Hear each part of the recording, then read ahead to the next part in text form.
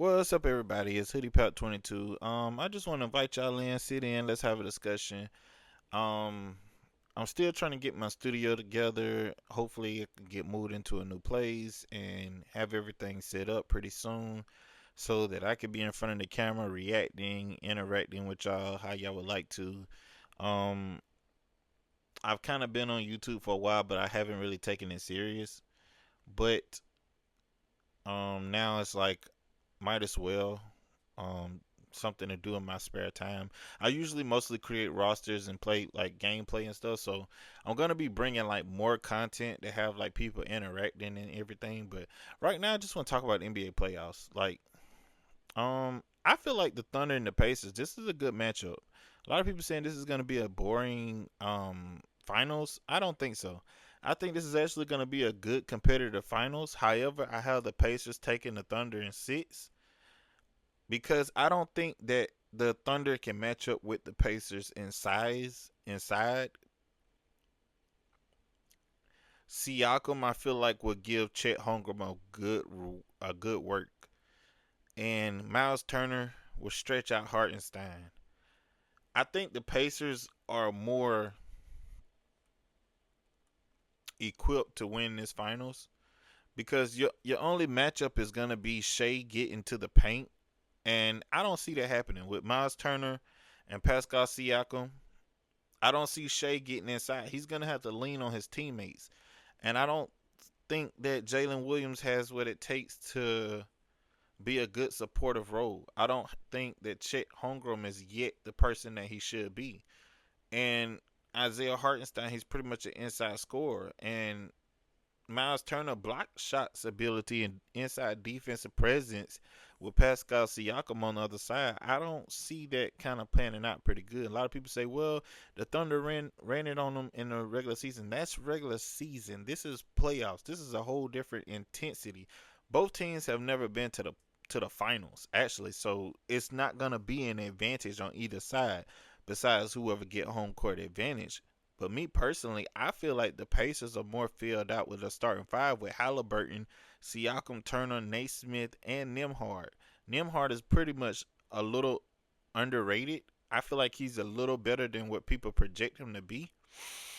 If you ask me, I feel like Andrew Nembhard is like a second tier player. He actually plays up to his standard. He plays up to the style.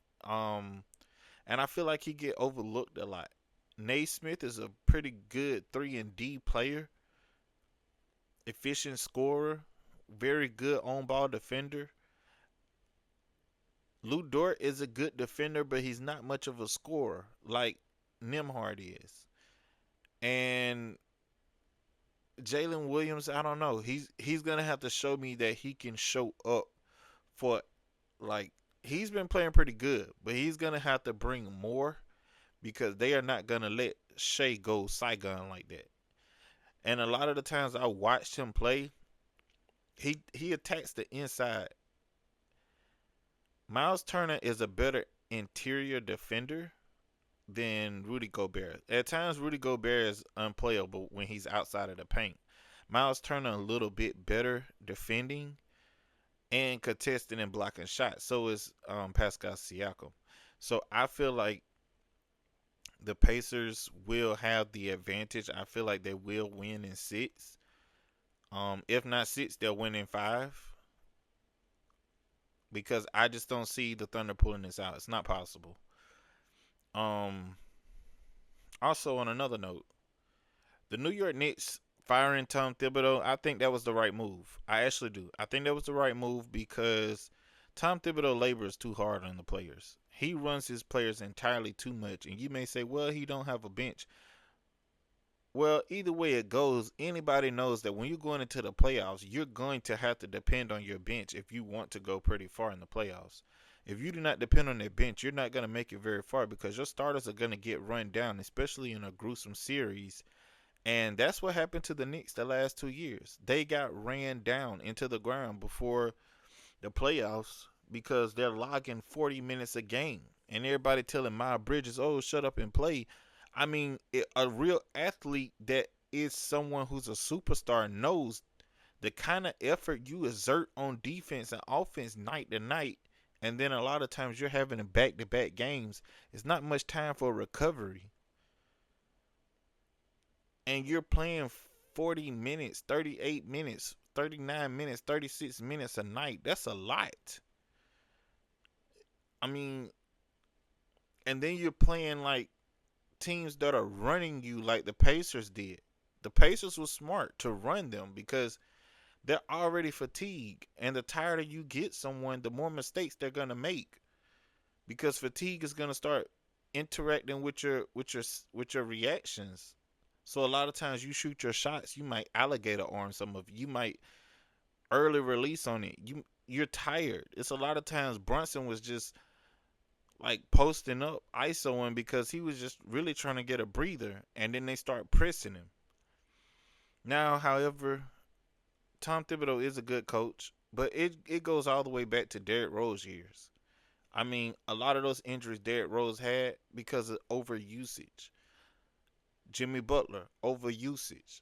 Even when he went to the Timberwolves, it was the same thing. Everywhere he goes, I mean, the labor is too heavy. They talk about his practices. They was talking about times that you had to tape up your ankles just to practice and wear like bulky ankle braces just to get through a practice. However, I think Tom Thibodeau will find another job. Probably would be good for like somebody like the Wizards or the Hornets because he can get you to the playoffs. He can with the winning form. He can impute a winning formula. However, I like Sam Cassell to be the next head coach. I feel like he would fit in that spot right. But however, I would not be against Michael Malone. I like Michael Malone, and I feel like they will go after Michael Malone or Frank Vogel. A lot of people are sleeping on Frank Vogel, but coaches really don't have much security nowadays. So I feel like the Knicks will go after Michael Malone because other than that, why would they pull that stunt after going to two straight conference finals? So I don't know. I just wanted to breathe out a few basketball takes.